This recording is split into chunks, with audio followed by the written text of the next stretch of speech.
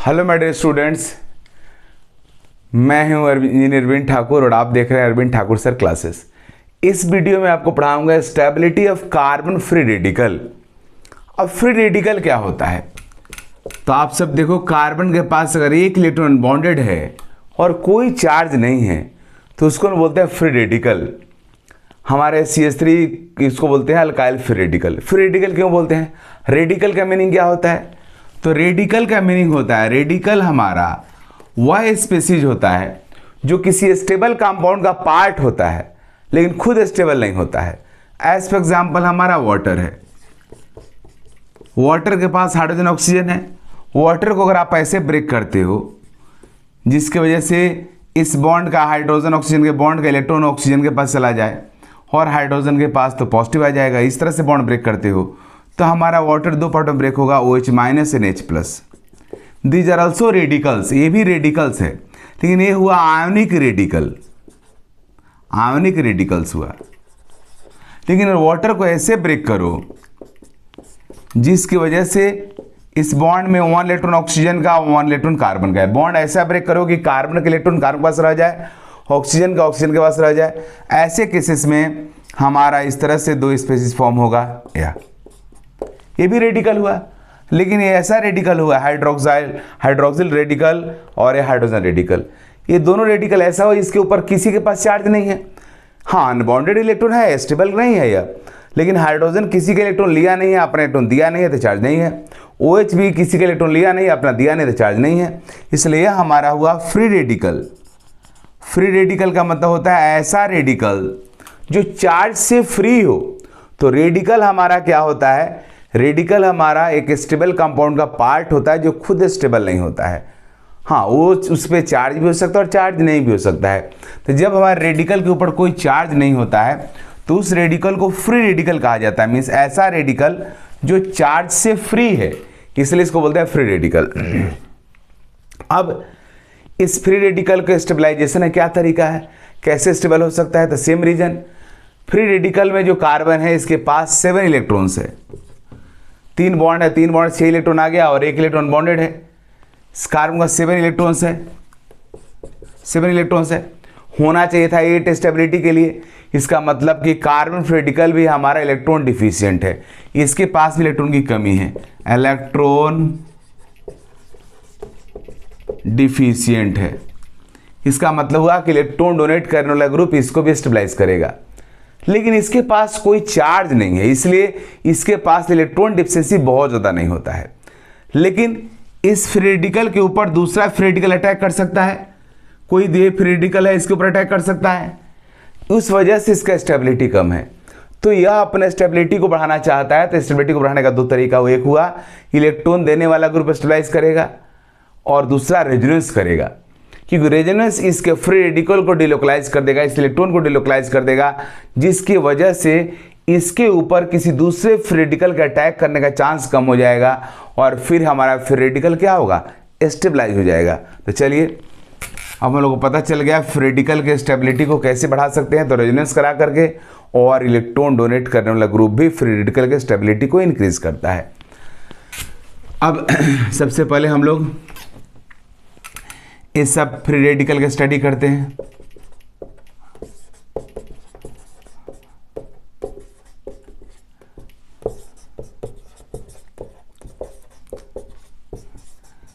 यह हुआ methyl free radical, हुआ प्राइमरी फ्री रेडिकल, यह हुआ सेकेंडरी फ्री रेडिकल, यह हुआ टर्शियरी फ्री रेडिकल, जिस तरह से हमारा कार्बोकैटायन का था। यहाँ भी ऊपर से नीचे जब आप आएंगे तो स्टेबिलिटी बढ़ेगा, क्योंकि हमारे अल्काइल ग्रुप का प्लस इफेक्ट होता है और एक पॉजिटिव इंडक्टिव इफेक्ट के थ्रू इलेक्ट्रॉन डोनेट करता है। इलेक्ट्रॉन डोनेट करने वाला ग्रुप हमारे फ्री रेडिकल को स्टेबलाइज करेगा और इस तरीका से हमारा फ्री रेडिकल का स्टेबिलिटी डाउन द ग्रुप बढ़ रहा है, ऊपर से नीचे आ रहे हैं तो हम लोग बढ़ रहा है। लेकिन एक और इफेक्ट होता है, जिस तरीका से कार्बोकैटायन में हाइपर कंजुगेशन होता है उस तरीका से फ्री रेडिकल में भी हाइपर कंजुगेशन होता है। तो उस हाइपर कंजुगेशन के थ्रू भी स्टेबिलिटी बढ़ रहा है, हाइपर कंजुगेशन के थ्रू भी स्टेबिलिटी बढ़ रहा है, मीन्स प्लस H इफेक्ट भी हो रहा है। दोनों इफेक्ट की वजह से स्टेबिलिटी बढ़ रहा है और इस तरीका से हमारा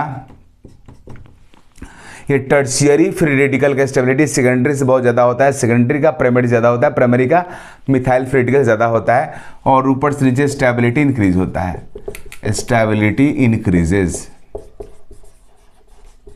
ओके जी,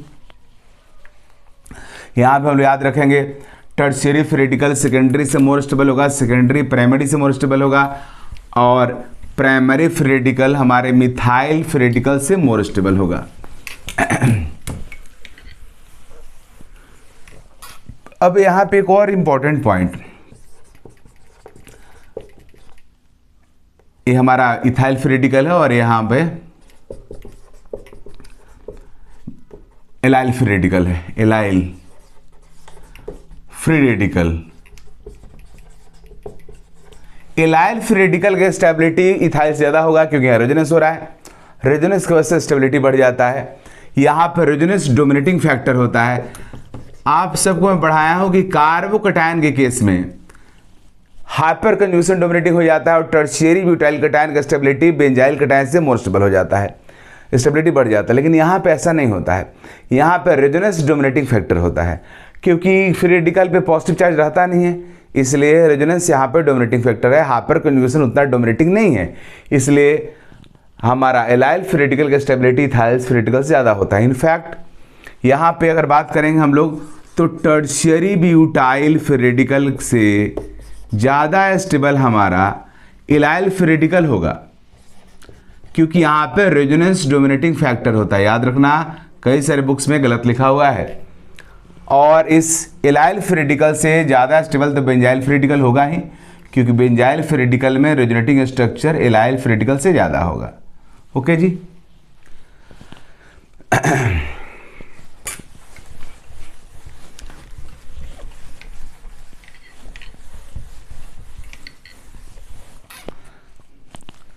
अब जो जनरल ऑर्डर हम लोग यहाँ पढ़े हैं, CS बेंजाइल फ्री रेडिकल से ज़्यादा स्टेबल होगा, डाइफिनाइल मिथाइल फ्री रेडिकल इससे ज़्यादा स्टेबल होगा, ट्राइफिनाइल मिथाइल फ्री रेडिकल, क्योंकि यहाँ पे क्या हो रहा है जी, रेजोनेंस और रेजोनेंस जितना ज़्यादा होगा स्टेबिलिटी उतना ही क्या होगा, ज़्यादा होगा। तो यह हमारा हुआ अल्काइल फ्री रेडिकल का स्टेबिलिटी का ऑर्डर।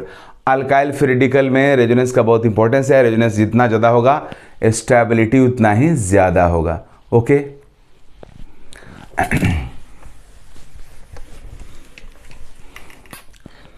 जिस तरीका से कार्बोकैटायन का स्टेबिलिटी का ऑर्डर होता है उस सेम तरीका से यहाँ भी होगा। इलेक्ट्रॉन डोनेटिंग ग्रुप स्टेबिलिटी को इंक्रीज करेगा और रेजोनेंस स्टेबिलिटी को ज़्यादा यहाँ पे इंक्रीज करता है, इन्हांस करता है। अब एक दो क्वेश्चन करते हैं। जैसे यहाँ पे ये दिया हुआ है हमारा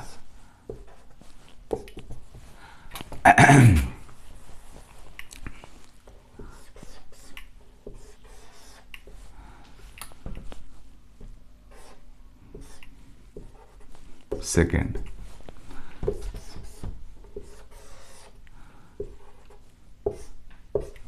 थर्ड, तीनों के स्टेबिलिटी कंपेयर करना है तो क्लियर सी बात है, यहाँ पे जो फ्री रेडिकल है ये दोनों पाई बॉन्ड से रेजोनेंस करेगा, यहाँ पे फ्री रेडिकल एक ही पाई बॉन्ड से रेजोनेंस करेगा, तो इससे ज़्यादा स्टेबल हमारा थर्ड होगा। सेकेंड और थर्ड में कंपैरिजन करेंगे तो यहाँ पे जो दोनों डबल बॉन्ड है वो कंजुगेटेड है, लगातार है, मीन्स यह फ्री रेडिकल यहाँ से लेकर यहाँ तक रेजोनेंस करेगा। लेकिन इस कंपाउंड में जो डबल बॉन्ड है वो कंजुगेटेड नहीं है, यह फ्री रेडिकल एक बार में इससे रेजोनेंस करेगा और एक बार इससे करेगा, मीन्स दोनों के साथ एक साथ नहीं करेगा। इसलिए सबसे ज़्यादा स्टेबल कौन होगा, सेकेंड। स्टेबिलिटी सेकेंड का होगा, उससे कम थर्ड का होगा, सबसे कम फर्स्ट का होगा। राइट, रीजन क्लियर है। रेजोनेंस जितना ज़्यादा होगा, डिलोकेशन जितना ज़्यादा होगा, स्टेबिलिटी उतना ही क्या होगा, ज़्यादा होगा। तो इस तरीका से हमारा यह फ्री रेडिकल का स्टेबिलिटी है। जब हम लोग सभी रिएक्शन इंटरमीडिएट के स्टेबिलिटी पढ़ लेंगे तब हम लोग कॉमन क्वेश्चंस करेंगे जितने भी रिएक्शन इंटरमीडिएट्स हैं उनके ऊपर। अब अगला है कार्बन एनायन का stability, stability of carbon anion, stability of carbon anion, carbon ion, इसका स्टेबिलिटी देखते हैं। कार्बन आयन का स्टेबिलिटी लो क्यों है, क्योंकि इसके पास एक्सेस इलेक्ट्रॉन है। कार्बन आयन में हमारे कार्बन के पास 8 इलेक्ट्रॉन्स रहता है, मीन्स कोई इलेक्ट्रॉन की कमी नहीं है, ऊपर से निगेटिव चार्ज है। निगेटिव चार्ज की वजह से ही कार्बन का हमारा स्टेबिलिटी कम रहता है। कोई भी पॉजिटिव चार्ज वाला इसके ऊपर अटैक कर सकता है। ऊपर से एक्सेस इलेक्ट्रॉन भी है। तो जिस तरीका से किसी के पास इलेक्ट्रॉन कम है तो इलेक्ट्रॉन देकर आप स्टेबलाइज करते हो, उसी तरीका से किसी के पास एक्सेस इलेक्ट्रॉन है तो उसके इलेक्ट्रॉन को विड्रा करके स्टेबलाइज करोगे। जैसे मान लो कोई किसी के पास एकदम ही पैसा नहीं है, उसको लेवलीहुड के लिए भी पैसा की कमी है, जीने रहने के लिए भी बहुत दिक्कत है, तो आप उसको पैसा देकर उसको स्टेबलाइज कर सकते हो, उसकी लाइफ को थोड़ा इंप्रूव कर सकते हो। लेकिन किसी के पास पहले से इतना पैसा है कि उसके पास इनकम टैक्स का छापा पड़ा हुआ है, अब उस समय उसको और पैसा दे दो तो क्या होगा, और अनस्टेबल हो जाएगा।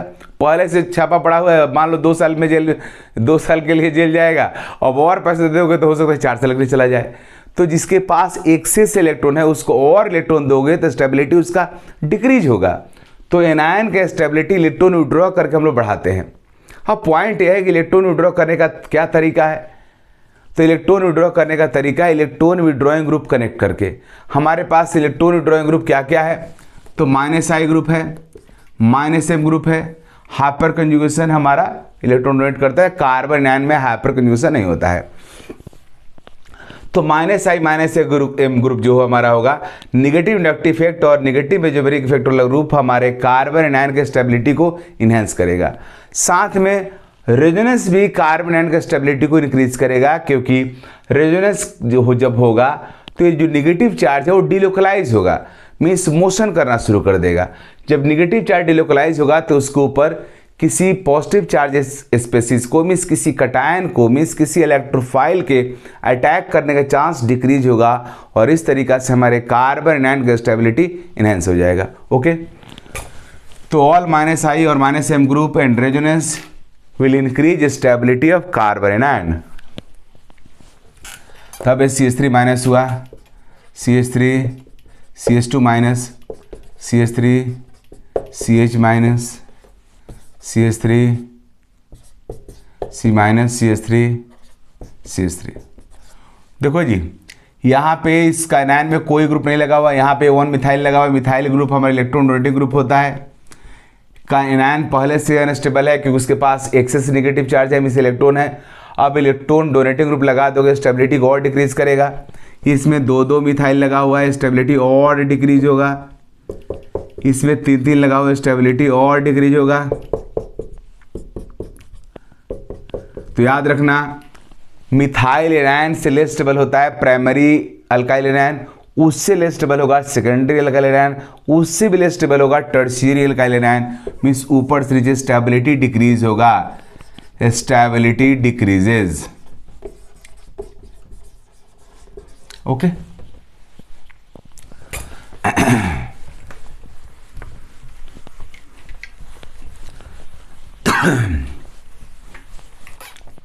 रेजोनेंस स्टेबिलिटी को इंक्रीज करेगा।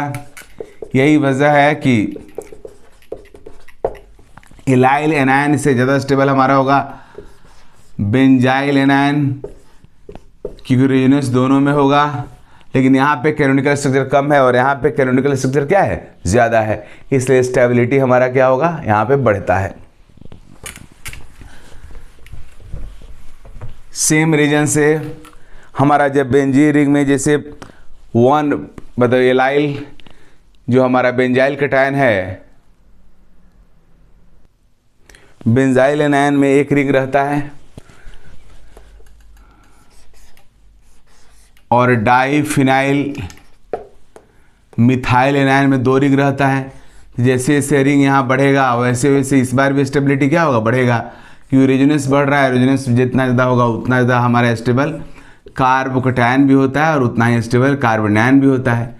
इसलिए इस स्टेबिलिटी का ऑर्डर जो कटायन में था वही हमारा एनायन में भी होगा, सेम ऑर्डर स्टेबिलिटी का, first second third stability order, first is the stable second, second is third. लेकिन कोई पूछेगा रेजोनेंस एनर्जी का ऑर्डर क्या होगा, तो फर्स्ट इज द सेकेंड होगा, सेकेंड इज द थर्ड होगा। लेकिन कोई पूछेगा रेजोनेंस एनर्जी पर बेंजीन रिंग, रेजोनेंस एनर्जी पर रिंग, तो सबसे ज़्यादा फर्स्ट का होगा, उससे कम सेकंड का होगा, सबसे कम थर्ड का होगा, राइट। क्यों होगा? क्योंकि आपको पता है रेजोनेंस तो बढ़ रहा है लेकिन एक रिंग के कैनोनिकल स्ट्रक्चर का नंबर जो हो रहा है कम हो रहा है। यहाँ पे 5 है, यहाँ पे 9 है, यहाँ पे 13 है। ओके,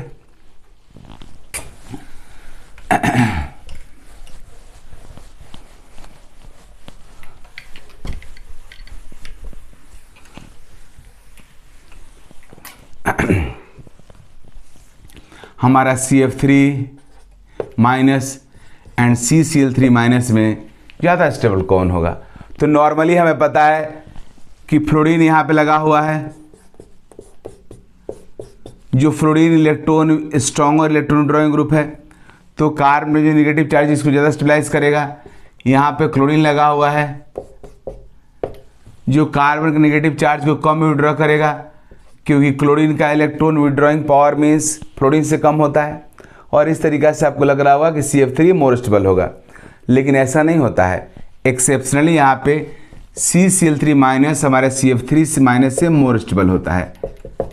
इसके पीछे रीज़न यह है कि हमारा fluorine only minus I effect से ही इलेक्ट्रॉन ड्रॉ करता है, लेकिन क्लोरीन जो है, क्लोरीन थर्ड पीरियड का एटम है जिसके पास d ऑर्बिटल रहता है। जैसे क्लोरीन का एटॉमिक नंबर कितना होता है हमारा? 17 हुआ, तो 1s2 2s2 2p6 3s5 कितना हो गया? 10 10 5 3s2 एंड 3p5, राइट। ये हुआ, तो ये हमारा 10 10 और 7 17 हो गया। अब यहाँ आप देख रहे हो कि यह फ्लोरीन का आउटर मोस्ट इलेक्ट्रॉनिक कॉन्फ़िगरेशन है। फ्लोरीन का outer most electronic configuration 3s2 3p5 है। इसका मतलब हुआ कि क्लोरीन के पास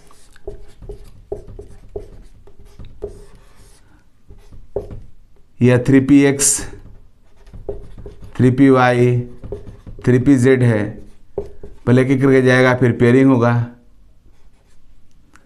और ये 3D है हमारे क्लोरीन का।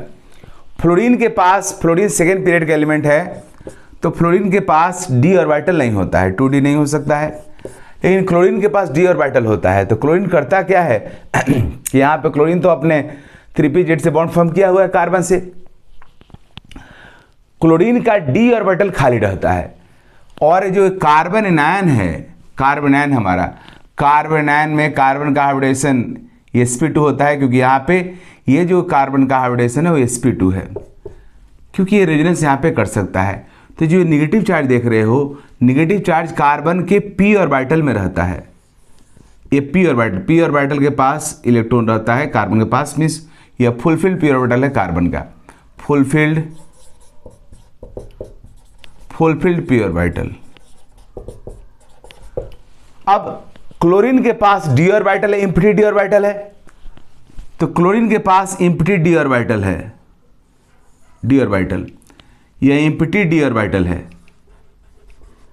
एम्प्टी d ऑर्बिटल है। वो होता क्या है कि यहाँ पे क्लोरीन कार्बन के साथ रेजोनेंस करने लगता है, इसका p ऑर्बिटल इसके d ऑर्बिटल के बीच ओवरलैपिंग होने लगता है। मीन्स CCl3 माइनस की स्टेबिलिटी बढ़ने के पीछे रीजन यह है कि क्लोरीन यहाँ पे दो काम कर रहा है। एक तो अपने माइनस आई इफेक्ट से इलेक्ट्रॉन ड्रॉ कर रहा है, और सेकेंडली यहाँ पे क्लोरीन कार्बन के ऊपर जो निगेटिव चार्ज है उसके साथ रेजोनेंस करके भी स्टेबलाइज कर रहा है। यहाँ पे 2p3d रेजोनेंस होता है, यहाँ पे d ऑर्बिटल रेजोनेंस होता है। क्लोरीन के d ऑर्बिटल का रेजोनेंस में इन्वॉल्व होने की वजह से CCl3 माइनस का स्टेबिलिटी बढ़ जाता है, यहाँ पे 2p3d रेजोनेंस होता है। क्लोरीन अपने 3d ऑर्बिटल, एम्प्टी 3 ऑर्बिटल को कार्बन आयन के फुलफिल्ड p ऑर्बिटल से रेजोनेंस कराता है, जिसकी वजह से हमारे आयन का स्टेबिलिटी बढ़ जाता है। यह काम फ्लोरीन नहीं करा सकता क्योंकि फ्लोरीन के पास d ऑर्बिटल नहीं होता है। ओके, हाँ, CCl3 के बाद CBr3 के पास जाओगे तो Br का d बहुत बड़ा हो जाता है, इसलिए वहाँ पर रेजोनेंस इफेक्टिव नहीं होता है, केवल क्लोरीन के केस में होता है। यही वजह है कि CCl3 माइनस का स्टेबिलिटी CF3 से बढ़ जाता है। ओके जी।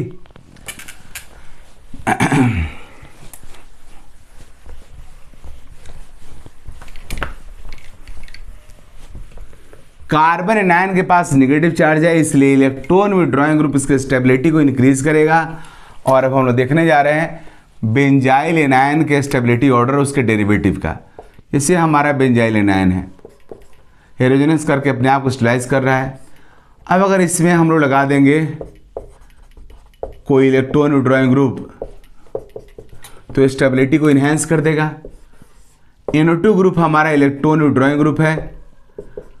अगर वो ऑर्थो और पैरा पे रहेगा तो -I -M दोनों इफेक्ट से इलेक्ट्रॉन ड्रॉ करता है, मीन्स एनायन के स्टेबिलिटी को ज़्यादा इंक्रीज करेगा। इलेक्ट्रॉन विड्रॉइंग ग्रुप एनायन के स्टेबिलिटी को इंक्रीज करता है, कटायन के स्टेबिलिटी को डिक्रीज करता है।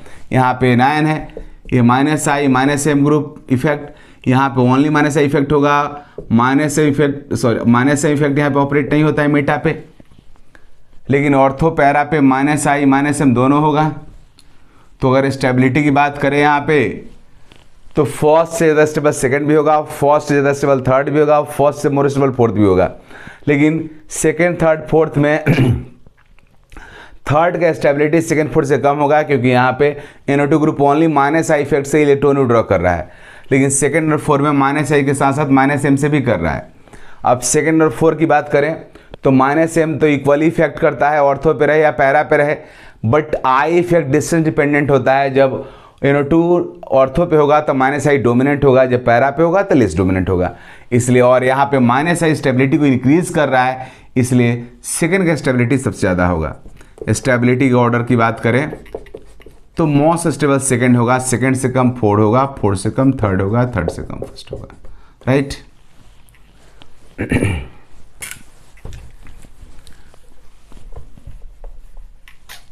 अब इसे हम लगाते हैं OCH3,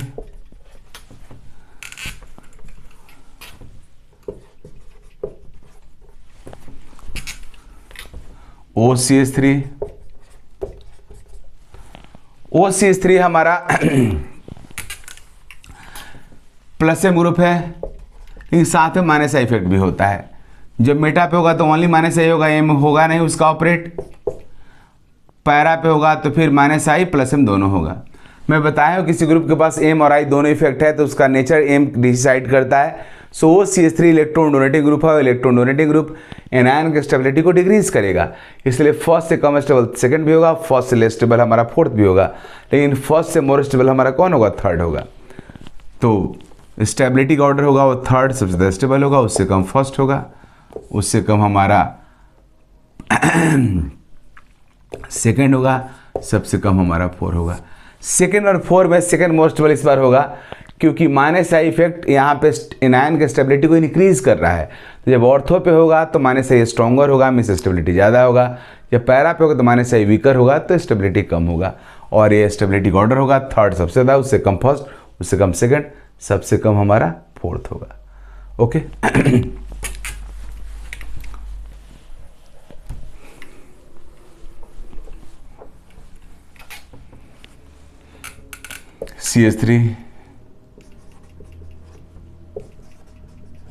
CH3 भी हमारा +I इफेक्ट और हाइपरकन्वेंस शो करता है। यहाँ पे ओनली +I इफेक्ट शो करेगा, यहाँ पे +I हाइपरकन्वेंस दोनों शो करेगा। तो इस बार फर्स्ट से less stable second third fourth तीनों होगा, क्योंकि इसमें इलेक्ट्रॉन डोनेटिंग ग्रुप लगा हुआ है। लेकिन जब हमारा मेटा पे होगा तो ओनली I से इलेक्ट्रॉन डोनेट करेगा, और सेकंड और फोर्थ में जब ऑर्थो पैरा पे होगा तो I के साथ साथ H भी करेगा। तो स्टेबिलिटी की बात करें तो सबसे ज़्यादा स्टेबल फर्स्ट होगा, फर्स्ट से कम थर्ड होगा। सेकंड और फोर्थ में बात करें, क्योंकि इसमें दो इफेक्ट हो रहा है, लेकिन हाइपर कन्जुगेशन तो ऑर्थो और पैरा पे इक्वली इफेक्ट प्रोड्यूस करेगा, लेकिन इंडक्टिव इफेक्ट ऑर्थो पे डोमिनेंट होगा। और यहाँ पे +I इफेक्ट है, मीन्स +I से एनायन डीस्टेबलाइज होगा। तो जब ऑर्थो पे CH3 होगा तो ज़्यादा स्टेबिलिटी डिक्रीज करेगा इन कंपेरिजन टू पैरा, इसलिए इस बार हमारा सेकंड सबसे कम स्टेबल होगा, फोर्थ से कम स्टेबल सेकंड हो जाएगा।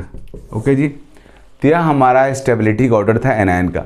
अब इस पर कई सारे क्वेश्चंस हो सकते हैं, और उस सब क्वेश्चन मैं अगले वीडियो में डिस्कस करूँगा। ओके